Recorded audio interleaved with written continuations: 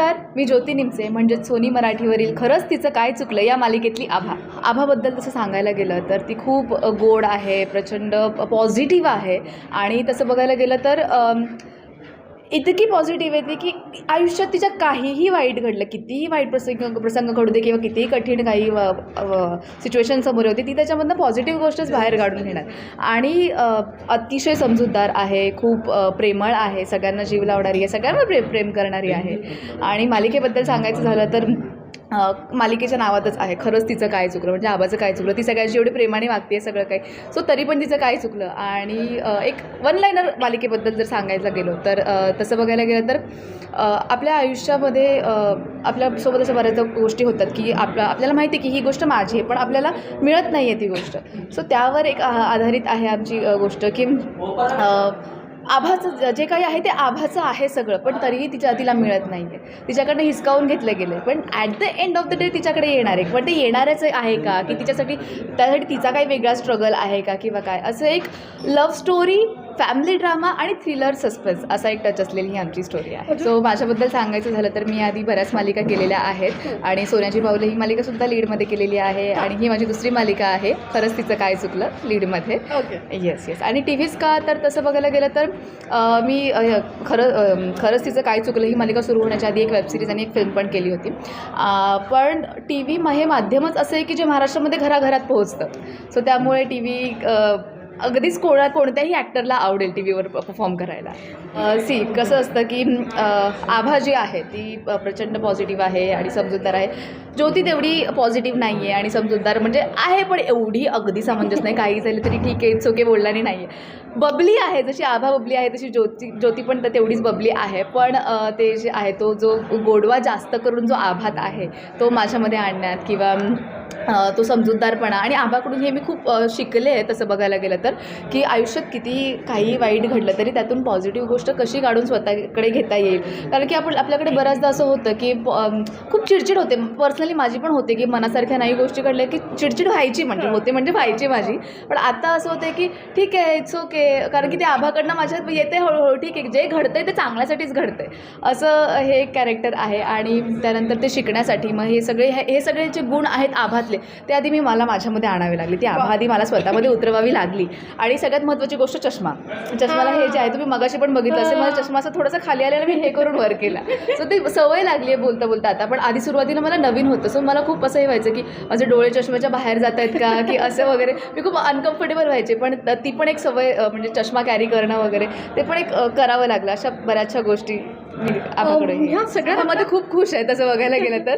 कारण की मला आधीपासूनच असं होतं की मला बबली कॅरेक्टर एखादं तरी करायचंच आहे, मला खूप इच्छा होती आणि ते नशिबाने मला मिळालं. आणि जेव्हा मला मिळालं तेव्हा मी माझ्यामध्ये जेवढी पॉझिटिव्हिटी भरलेली आहे तेवढी सगळी ओतली होती ऑडिशन देताना की मला हे कॅरेक्टर मिळालं पाहिजे. सो मी खूप खुश आहे आभामध्ये. प्रेक्षकांना हेच सांगेन की तुम्ही स्त्री आहात म्हणून तुम्ही नुसतं घरी बसणं, अर्थातच आजकाल कोणी घरी बसत नाही वगैरे किंवा प्रत्येकजण काम करतं. सो हे लक्षात ठेवा की कोणतंच काम छोटं किंवा मोठं नसतं, कधीच नसतं.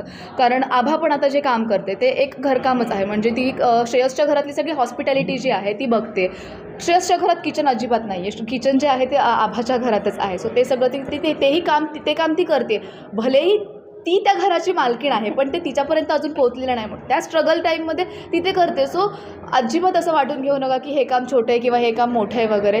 जे काही आहे ते मनापासून करा, 100% करा. तुम्ही बेस्ट आहात हे लक्षात ठेवा आणि पॉझिटिव्ह राहा.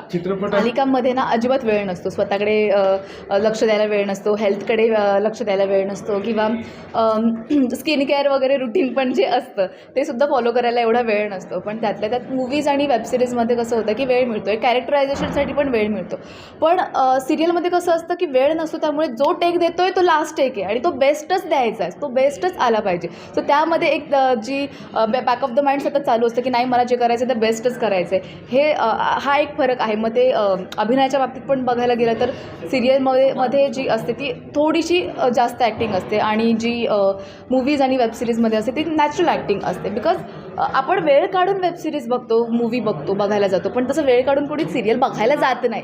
आपण जे काही काम करतोय ते काम करता करता आपण बघतो. सो ते समोरच्यावर बघा तुम्ही हॅमर ते झालं पाहिजे समोरच्यावर. सो त्यासाठी थोडंसं एक्स्ट्रा कष्ट घ्यावे लागतात असं वगैरे थोडंफार फरक आहे. प्रेक्षकांना मी हे सांगेन की आमची जी मालिका आहे खरंच तिचं काय चुकलं ही अगदीच अजिबात बघायला विसरू नका. कारण ह्यामध्ये तुम्हाला एक लव्ह स्टोरी, फॅमिली ड्रामा सोबतच एक सस्पेन्स थ्रिलचा पण एक टच जो आहे तो तुम्हाला बघायला मिळणार आहे आणि खूप कमाल मालिका आहे.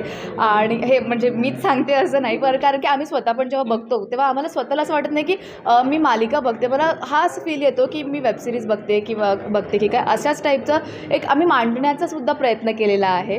सो त्यामुळे आमची मालिका जी आहे तुम्ही ती नक्की बघा. सोनी मराठीवर माझी नवीन मालिका सुरू झाली आहे जिचं नाव आहे खरंच तिचं काय चुकलं. सोमवार ते शुक्रवार संध्याकाळी 9:30 वाजता ही तुमच्या भेटीला सोनी मराठी वाहिनीवर येते. सो माझ्या मालिकेबद्दल सांगायचं झालं तर आपल्याला लहानपणापासून एक गोष्ट आपण सतत ऐकत असतो किंवा आपल्याला शिकवली जाते की जी गोष्ट ज्याची आहे ना ती त्यालाच मिळाली पाहिजे. ह्या विषयावरती अनेक सिनेमे, काही नाटकंसुद्धा आलेली आहेत. सो आमच्या गोष्टीचा गाभासुद्धा हाच आहे की जे ज्याचं आहे, जो डिझर्व करतो ते त्याला मिळालं पाहिजे. सो बेसिकली स्टोरी पुण्यामध्ये घडते. 2 बिझनेस पार्टनर असतात, अग्निहोत्री आणि दशपुत्रे. आणि काही कारणास्तव शशांक दशपुत्रे हे जे कंपनीचे मालक असतात ते आत्महत्या करतात आणि त्यानंतर काहीच दिवसात अनिरुद्ध अग्निहोत्री हे सुद्धा घर सोडून जातात. सो बेसिकली ते गायब होतात. आता अग्निहोत्रींचा मुलगा, जे कॅरेक्टर मी करतो आहे, श्रेयस अग्निहोत्री आणि आभा दशपुत्रे, आता ह्यांच्यावरती ही गोष्ट आता घडती आहे. आणि होतं असं की श्रेयस अग्निहोत्री हे जे कॅरेक्टर मी करतो आहे तो संपूर्ण सिरियलभर त्याचा प्रवास हाच आहे मुख्यत्वे की त्याला त्याच्या बाबांचा शोध घ्यायचा आहे. कसं असतं ना, आपण एखादी वस्तू आपली हरवली की आपण घरात हरवलेली वस्तूसुद्धा आपण कोणाला विचारतो, आईला विचारतो, आई ही गोष्ट सापडत नाही आहे कुठे. तर तसंच जेव्हा बाबा घरातून गायब झालेत हा सतत आपल्या आईला विचारत असतो की डॅड कुठे गेला, माझा डॅड कुठे गेला. पण त्याचं काही सॅटिस्फॅक्टरी आन्सर त्याची आई करत नाही. ह्यामुळे मुलगा आणि आई याच्या नात्यामध्ये तेढ निर्माण होते. सो बेसिकली माझ्या आईचं पात्र जे आहे, जिचं नाव आहे दमयंती, ते थोडं नेगेटिव्ह, म्हणजे ती नेगेटिव्ह आहे प्रॉपर. आणि श्रेयसचं असं आहे की श्रेयस आता आपल्या डॅडला शोधण्यासाठी वेगवेगळ्या मार्गांचा अवलंब करतो. पोलिसांना भेटतो आहे, तो जुन्या जे त्याच्या डॅडला ओळखणारी जुनी माणसं त्या सगळ्यांना भेटतो आहे आणि काही आपल्याला क्लूज मिळत आहेत का, काही क्यूज मिळत आहेत का ते शोधण्याचा तो प्रयत्न करतो आहे. सो श्रेयसबद्दल सांगायचं झालं तर श्रेयस हा खूप कॉन्फिडंट मुलगा आहे, हा वक्तशीर मुलगा आहे, हा खूप प्रॅक्टिकल मुलगा आहे. म्हणजे त्याचं असं असतं की जी गोष्ट आपण रोज आपण करतो, एकच मिनिट. श्रेयस हा खूप प्रॅक्टिकल मुलगा आहे आणि त्याचं असं आहे की एखादी गोष्ट रुटीनची गोष्ट आहे, जशी समजा मी रोज जेवतोय सर ते प्लेट नॉर्मल प्लेटमध्येच द्या ना, आम्ही श्रीमंत आहोत म्हणून ते डेकोरेट करायची काही गरज नाही वगैरे. कारण त्याच्यासाठी वेळेचं खूप महत्त्व आहे. त्याला पटपट कामं करायची आहे, त्याला बाबांचा शोध घ्यायचा, हे सगळं सुरू आहे. हा खूप केअरफ्री मुलगा आहे आणि स्वतःच्या कोशामध्ये. त्याचं कारण असं आहे की लहानपणापासून ज्याच्यावरती त्याचं सगळ्यात जास्त प्रेम होतं तो त्याचा डॅडच आता त्याच्यासोबत नाही आहे. सो तो डॅडलाच फॅमिली मानतो आणि डॅड त्याच्या आयुष्यात नसल्यामुळे तो त्याच्या काही सवयी बदलल्या. जसं त्याला लोकांना जास्त राहायला आवडत नाही, त्याला सूर्यप्रकाश आवडत नसतो. तो ही इज लाईक तो रात्री खूप अंधाराला खूप कम्फर्टेबल आहे. तो इतकं मोठं त्याचं बेडरूम असूनसुद्धा तो प्रिफर करतो की त्याच्या बॅल्कनीमध्ये वरती चंद्राच्या प्रकाशामध्ये चांदण्यांमध्ये झोपणं तो प्रिफर करतो. सो असा ह्या श्रेयस या कॅरेक्टरबद्दल आहे. रोशन आणि श्रेयस यांच्यातलं जर मुख्य फरक सांगायचं झाला तर रोशन म्हणून मी कसं आहे किंवा ह्याआधी ज्या काही 4 मालिकांमध्ये मी हिरोचे कामं केले त्यामध्ये नेहमी असंच झालं आहे की खूपच गुडी मुलगा जो असतो, म्हणजे एक प्रॉपर हिरो जो असतो, खूपच पॉझिटिव्ह असतो, तसा तो होता. पण इथे श्रेयस हा तसा नाही आहे. याच्यामध्ये काही गुण असे आहेत जो अँटी हिरोमध्ये जसे असतात. जो तो रागवतो, चिडला की तो इतका चिडतो की आम्ही एक सीन असं केलं की घरातल्या सगळ्या वस्तू पण तो फोडून टाकतो. तो त्याच्या आईला पण डायरेक्ट उत्तर देतो. नॉर्मली कसं असतं की आपण कितीही चिडलो तरी आई वडिलांसमोर जरा तो एक मान सांभाळून बोलतो. हे प्रत्येक सिरियलमध्ये मी आत्तापर्यंत अशी कामं केली आणि रोशन म्हणून पण मी तसंच आहे. किती चिडलो तरी मी आईबाबांसमोर शांत असतो. पण श्रेयस डायरेक्ट आईला असं म्हणू शकतो किंवा तो म्हणतो की तू माझ्या लाईफमध्ये इंटरफिअर करू नकोस. सो मला नेहमी वाटतं आहे ही मालिका करत असताना की आपण सगळेच ह्या मालिकेशी रिलेट करू शकतो. कारण आमच्या मालिकेमध्ये अशी कुठलीच गोष्ट घडत नाही आहे की जी आपण म्हणून नक्की अरे हे असं होऊ शकतं. कारण नेहमीच्या आयुष्यात ज्या घडणाऱ्या घडामोडी आहेत आपल्या, ज्या नॉर्मल, म्हणजे जसं आपण कधी ना कधी आपल्या आईवरती छोट्या मोठ्या गोष्टीतून चिडू शकतो. आपण तिला सॉरी म्हणू नंतर आपण सगळेच करतो. पण काही विशिष्ट आपले इम्पल्स मिळाले की आपण पटकन बोलून जातो. किंवा आपलं एखादीवरती प्रेम असतं किंवा आपलं जिच्यावर प्रेम आहे तिचं दुसऱ्यावरती प्रेम असतं किंवा एखाद्या गोष्टीचा शोध घेणं, अशा अनेक गोष्टी आपल्याबरोबर घडत असतात. किंवा अनेकदा आपल्याला असं वाटत असतं ना की यार मी तर सगळ्यांसाठी चांगलं करतो पण माझ्यासोबत हे का घडतं आहे, असे अनेक प्रश्न आपल्या पडत असतात. आणि हे आमच्या मालिकेमध्ये सुद्धा विविध घटनांवरून त्या प्रेक्षकांसमोर येतील. आणि बेसिकली आमची ही लव्ह स्टोरी आहे, पण ही टिपिकल लव्ह स्टोरी नाही आहे. लव्ह स्टोरी जरी असली, फॅमिली ड्रामा पण आहे त्यामध्ये, पण ह्याच्यामध्ये एक एलिमेंट असं आहे की ज्याच्यामध्ये प्रेक्षकांना थ्रिलर पाहायला मिळेल. आमचं प्रत्येक एपिसोड जर तुम्ही पाहिला असेल किंवा पाहिला नसेल तर प्लीज पहिल्या एपिसोडपासून बघा, कारण प्रत्येक एपिसोडला इतका स्पीड आहे ना, खूप पेसी आहे. आणि त्याचबरोबर एकाच एपिसोडमध्ये 2-3 अशा काही ना काही घटना घडतात ज्याने आपल्याला असं वाटतं की आता पुढे काय घडणार. आणि आमच्या मालिकेचं टायटलच इतकं कॅची आहे की खरंच तिचं काय चुकलं. सो प्रश्न आहे, आणि जेव्हा प्रश्न पडतात आपल्या माणसांची टेंडन्सी अशी असते की प्रश्न पडले की आपण उत्तर शोधण्याचा प्रयत्न करतो. सो आमच्या मालिकेमध्ये ज्या घडामोडी घडतात म्हणजे सगळ्यांची उत्तरं तुम्हाला एपिसोड्समध्ये मिळतील. सो मला असं वाटतं की एका वेगळ्या धाटणीची कथा आम्ही घेऊन आलेलो आहोत.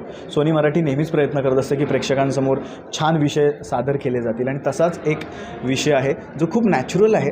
आपल्या आजूबाजूलाच एखादी अशी गोष्ट घडू शकते इतपत आपण त्याला रिलेट करू शकतो अशी आहे. त्याचबरोबर सस्पेन्स आहे, रोमॅन्स आहे, ड्रामा आहे, जे प्रेक्षकांना आवडणारे सगळ्या गोष्टी ह्यामध्ये आहेत. सो माझी मालिका खरंच तिचं काय चुकलं, सोनी मराठीवर सोमवार ते शुक्रवार रात्री 9:30 वाजता नक्की बघा.